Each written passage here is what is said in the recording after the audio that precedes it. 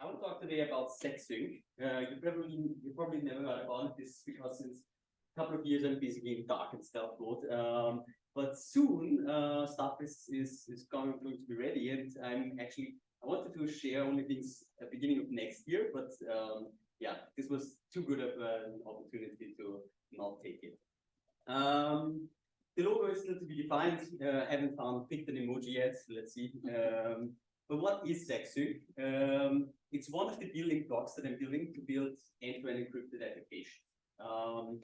And Secsync specifically is a utility to persist and relay end-to-end encrypted CVDs or CVD documents specifically. So not the idea of like having a full database that you sync. You could, in theory, do this as well. But I haven't even tried this.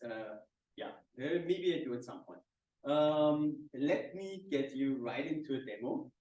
By the way, why I'm doing this? Because basically I'm working on this product, Serenity. Now there's Serenity nodes out there, which was this idea of like end-to-end nodes for you personally. And then I realized a lot of people are doing this like Obsidian or Reflect with way simpler encryption. And what I actually want to go for is like the team. So Confluence, Notion, but yeah, and this is what it currently looks like. Everything is end-to-end encrypted, but we are currently finishing up a lot of like verifications to really secure the system. But then one part of it is like how you can synchronize documents, like CDT documents, because this is basically a CDT document. And what you can see here is like Secsync, terrible name. I haven't found a better one yet. But currently I'm online if the Wi-Fi permits. Let's see. I'm online here, and I could type here, and this is actually syncing directly from my phone and completely end-to-end encrypted over a server. There is no chance that the server in between could corrupt the document. Basically, the server could leave out data, but everything is like, if I refresh this, I get exactly the same document. There's also this nice little like dev tool that I built. Serenity is built by multiple people. This particular was only built by me. Has funding reasons, public grants, whatever. Yeah, it's complicated. But yeah, this is like, and you can even see real-time collaboration here. So I can move the cursor to a different position. If it works on the phone, I can select text. It's completely end-to-end encrypted, and yeah, it works. I could disconnect and make changes here on my phone, and then connect. And basically, you see the changes happening.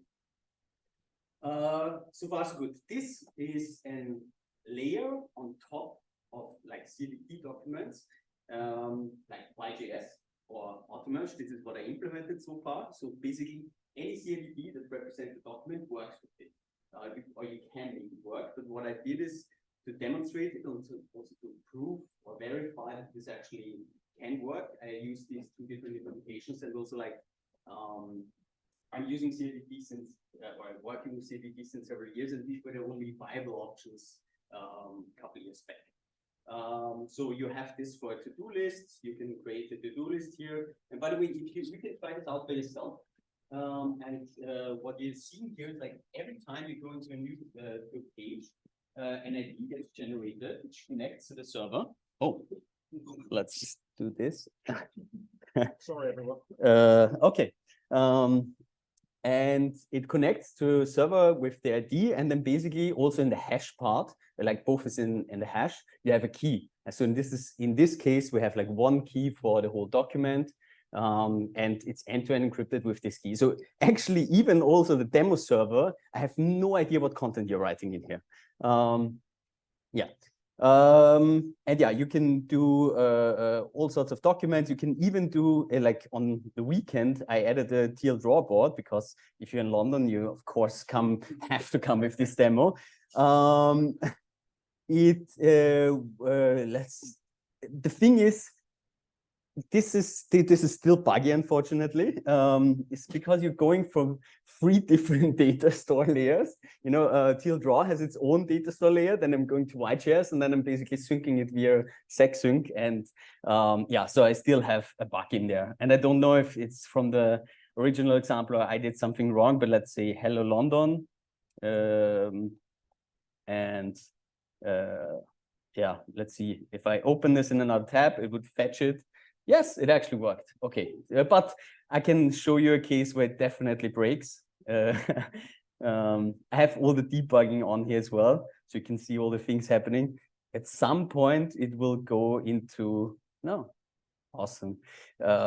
Usually, if you do a lot of messages, eventually there's this maximum call stack exceeded, but I will fix this. Yeah, and then maybe to give a little bit of like insight, let's go for the network layer, and then we have the WebSockets. So this is built, in theory, you could do it through all sorts of like protocol layer, but I just did it, oh no, not fast 3G, I wanna have no throttling. And yeah, you can see we're connecting here to the WebSocket. We're doing basically, you can have a session key that is part of the whole protocol or like implementation.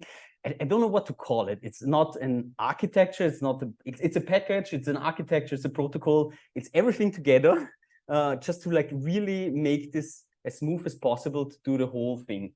Because otherwise you end up with like, if you define a protocol, like implementing it is horror. But if you give you a package and you don't have the formal proofs for the protocol, it's useless as well. So it's like it's doing everything at once. And yeah, and then you can see basically everything is like gibberish. You will not figure out much except for the public data.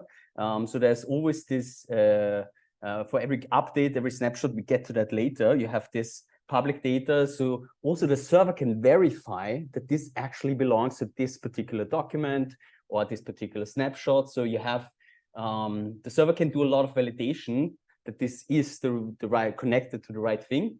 Yeah, but the server can never see the content, except if the server would actually, or if you would have a corrupt client, and if I'm using a web client, then I could serve you a corrupt client, but that's a very tricky edge case to solve, or like basically impossible, yeah.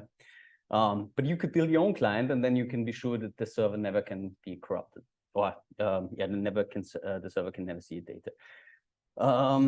Anything, yeah, quick, very quick example of how to do this. So it's JavaScript.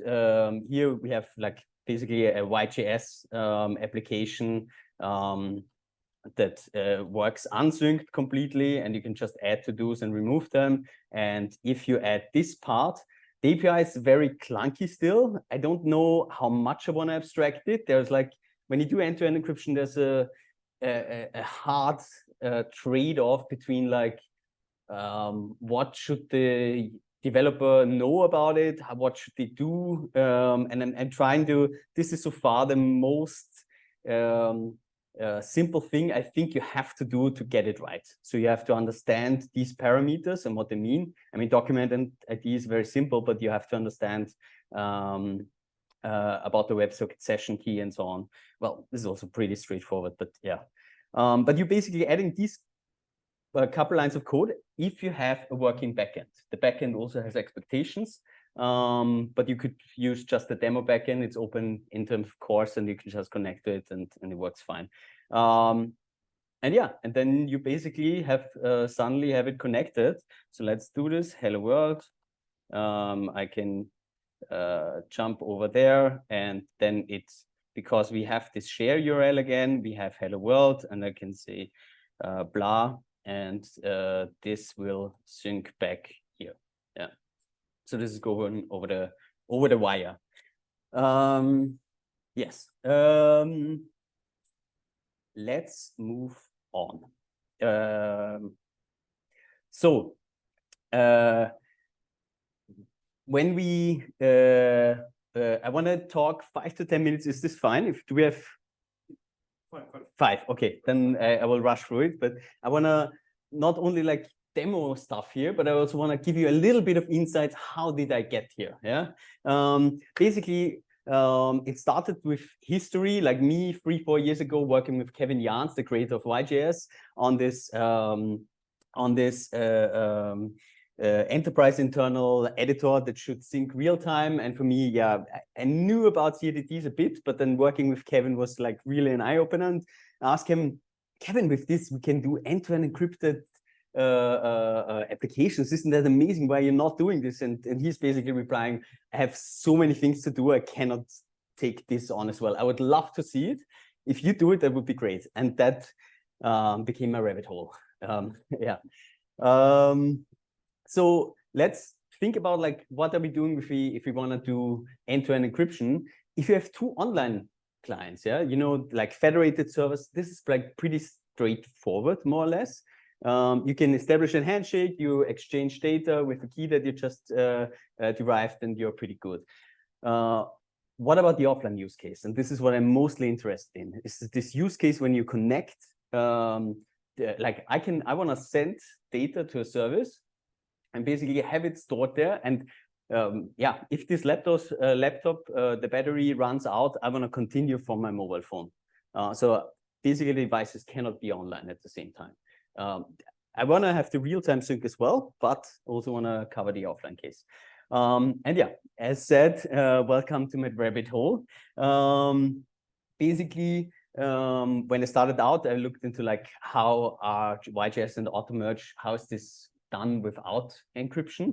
And basically, you usually have this case when you store the document as a blob in a database, and then there's some, and you merge it all the time. But then if you want to make it fast, you actually do an append log, and then you merge it only sometimes. And there's a bunch of people out there doing different things. But the problem is this merging, you cannot do it on the server because you don't know the content. All right. But the really cool thing about CRTDs is, you know, if it's operational based, yeah, it's basically, it's just in the end, it's commutative. It's an end. In the end, it's a log that you can reorder completely, and in the end, the end state will always be the same. And we can leverage this. This is really, really nice because we can just encrypt every change, throw it in one chain, and serve that to the client and be done with it. And the best part is, you should not enroll your own crypto. This is like a very famous thing from the cryptographic community. So just use Signal, Mac own. This is the protocol behind Matrix, which is very similar to Signal, but a little bit weaker.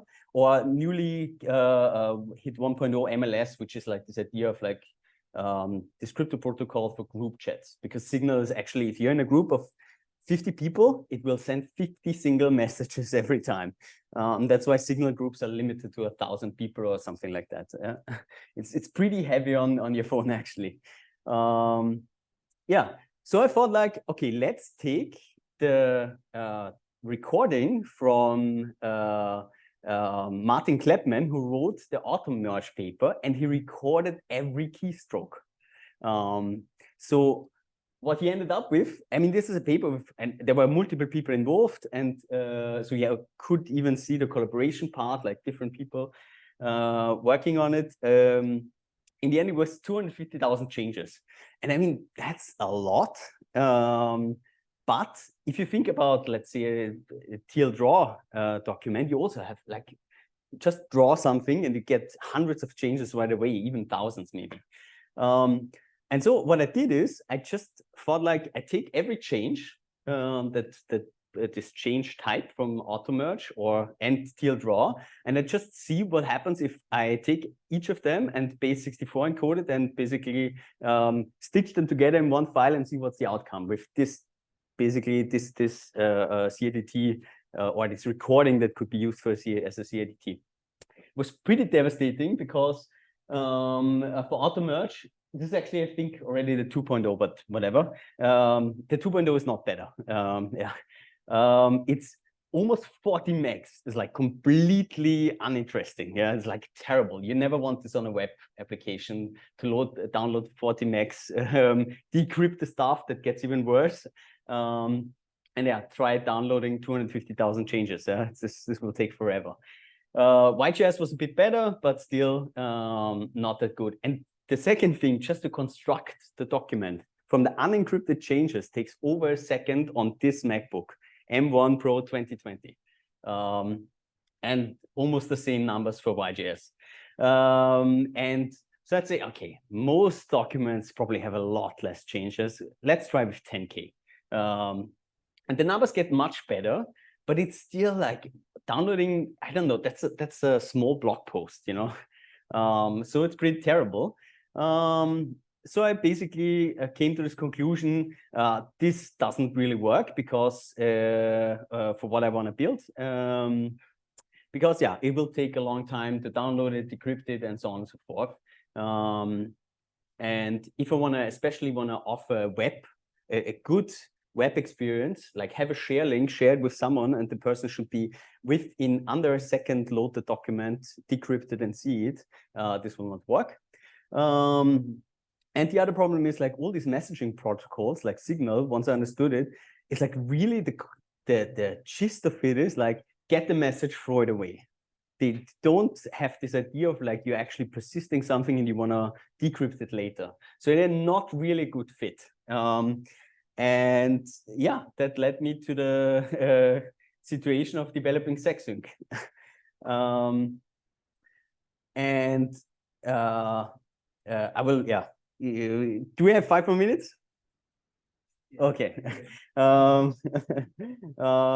So how is Secsync better? Or what is it doing that it can actually work? And just, you know, you have seen this. I refreshed the page and the document was there, even though it was very, very small. Automerge has Automerge save. This is what you should use if you persist it to a blob, to a file. And then there's in MyJS, there's this encode status update. We can basically bunch multiple updates together. And what both are doing is they're doing a lot of compression. And that is was my chance back then to like leverage this, because then I did some benchmarking and I basically took this 10K document, and what I did is these are the numbers from just for Automerge 2. So the last version. If I just take this 10K document, we have this 1.4 megabyte, and it loads in 52 milliseconds.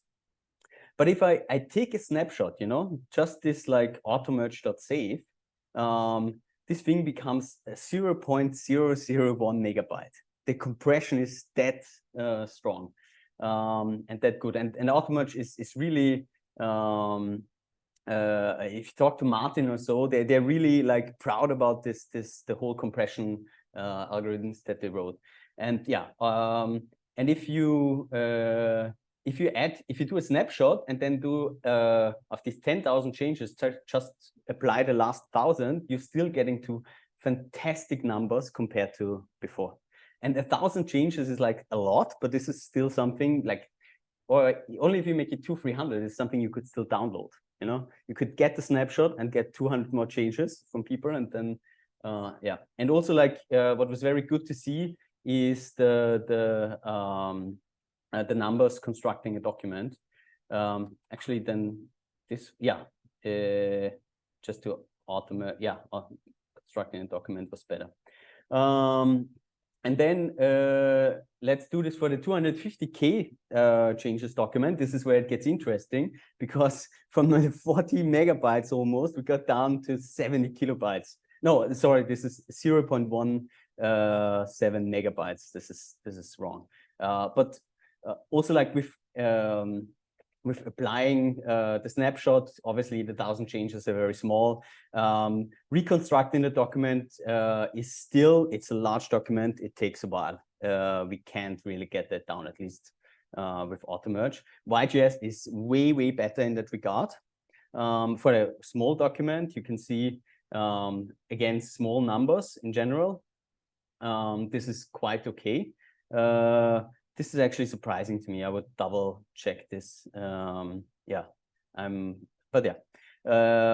But the interesting was 250K changes document, which from 11 megabyte to 0.25 megabyte is like fantastic. This you can load with a request, you know. Yeah. And then basically the next challenge became, so what do I do now? How do I put these snapshots into place? And I will not talk about the pros and cons here. We can ask me afterwards or ping me on Twitter. But basically, I evaluated several versions or different setups, how snapshots should be aligned. Like you could only do snapshots. That would be very heavy because you're downloading snapshots. It becomes delta fetching is easy, but like you require central service. The protocol is easy, but basically real-time collaboration is completely out of the question. If you do snapshots plus updates in serial, it's also like quite nice. But still, like real-time collaboration will suffer a lot. Then the only one that works, or at least in my mind, is decentralized if you do the snapshots really per client. But then eventually you get into tricky scaling problems if you have like lots and lots of clients, or if you reconnecting with web devices, then or lots of people collaborating. In the end, what I settled on is basically you have serial snapshots, but basically every client can apply updates in parallel to the snapshot. The benefit is that you get really good real-time collaboration, except for the time when the snapshot is happening. And in production, I probably do like every 200, if you have 200 changes, then we apply a new snapshot. And it's just trade-offs. And for different applications, it might be very different. And basically, this is what I picked. I would love to talk a lot more, but it's just too much. So I run through the, it has a lot of benefits. You can do offline collaboration. You can do real-time collaboration. Snapshots also have a very interesting property. Basically, you can do with tombstones, you can make sure that people that are added to the document and only receive the latest snapshot will not see all the content. Because YJS, if you remove a CRDT entry, the content will actually, and you turn on garbage collection, which is on by default, the content will actually be removed completely from the document. And this is fantastic, because if I paste in my password into a document, and then at some point later on, a snapshot is happening and someone gets added, and only receives the new snapshot, he will never see my password. I think this is very important for user experience, because currently a lot of CDTs behave like Git.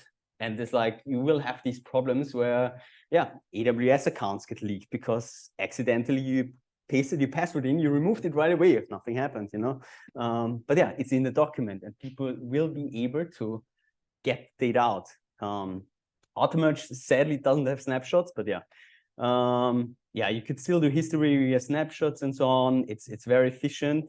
And what's not part of it, but you can do basically a lot of integrity checking. So in my case, I can always assure through cryptography that with signing things and clocks, that the document is the integrity, no update is missing. From if a user made 5 updates, the server cannot leave out the third one. You can basically with cryptography make sure that this will be detected and show, hey, the document is corrupt and you should not trust it.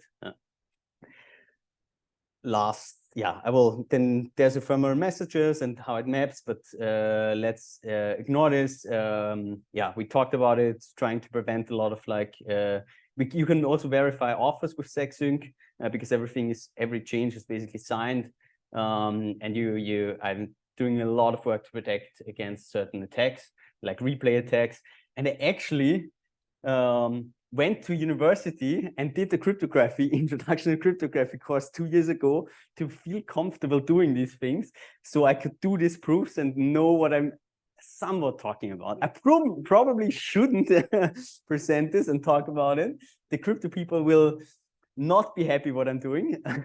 But I'm trying to do these proofs and run it through formal proof runners, and then basically check that the protocol and this part of it. So as always, don't run your own crypto. I shouldn't do it too, probably, but nobody has built these things that I need to actually make end-to-end encrypted documents with CRDTs work. So I have to try my own, and I'm actually doing security audits and try to find good people to do these things. But it's tough. Let's see where it goes.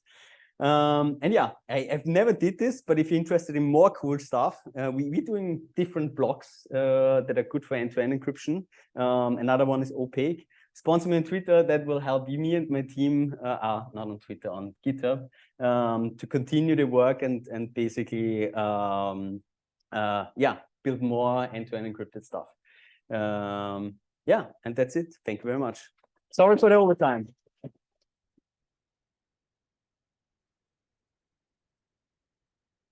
Thanks, Nick. What time is it?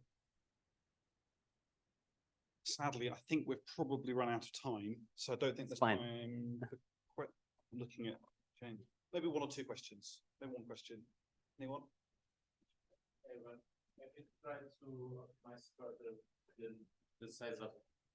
Have you tried to optimize further the compression by compressing the operation log from each client? No, I've not. Is it have you considered that, or No, I've like this was good enough, and I had too many other problems to solve there. So yeah, if I would pick one problem that I would solve first is like how to make sure I would look into the CRTD implementation to sign every change, or how can I create an efficient mapping, so you can also have like in the decrypted state know who basically wrote what. I mean, the last person, or you could still override content. You could say claim a signature or like override a signature for something, but at least you get this idea of this block or this paragraph was written by someone. That would be a very interesting hard problem, but yeah, not on my table yet.